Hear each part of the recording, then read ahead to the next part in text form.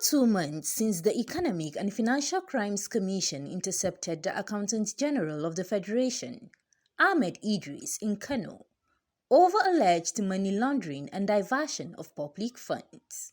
Following suspension of his job without pay for a 14th charge filed by the EFCC and denial of bail by Rotimi Jacobs, a senior advocate of Nigeria at the Federal Capital Territory High Court in Maitama, on the alleged offenses he described as crimes against humanity, a civil society group for good governance has called on decorum in respect to the vacant office of the Accountant General of the Federation. Leader of the civil group, Comrade Okago Dominic, on Wednesday in a press conference questions essence of delay in the appointment of a new substantive Accountant General. Hence, asked head of service of the Federation to invoke the powers of paragraph 2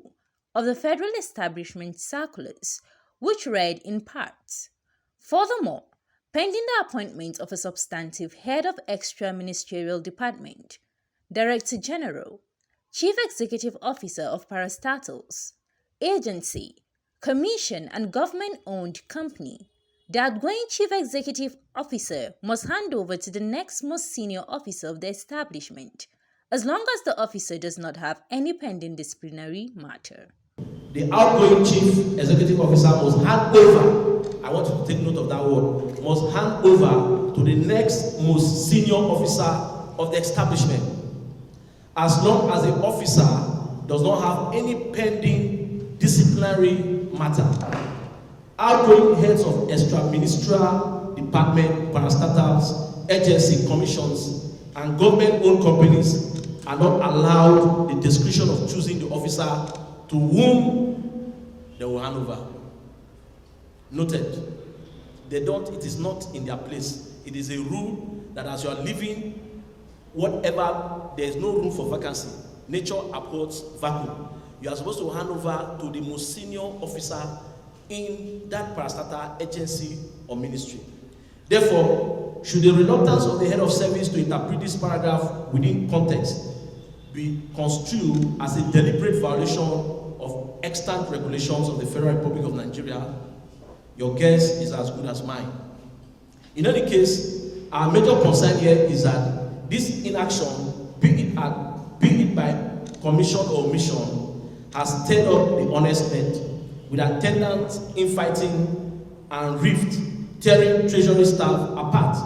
Public employees who should otherwise be channeling their creative energies towards managing the nation's finances better, so as to get Nigeria out of the woods and give Nigerians a breath of life.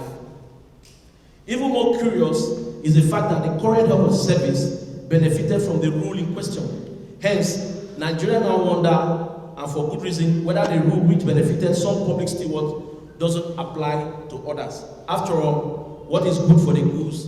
is good for the gander. The group therefore called on President Muhammadu Buhari and his adversaries on this matter to immediately do the needful and save the nation from financial challenges bedeviling her. Besides, Csggg vehemently believes that apart from the fact that the most senior director is being denied the entitlement to him or her for his or her diligent service to our fatherland, it is also true that our nation is mindlessly being robbed of the wealth of experience which that individual has garnered over the years in readiness to build the nation out of the current financial challenges bedeviling her.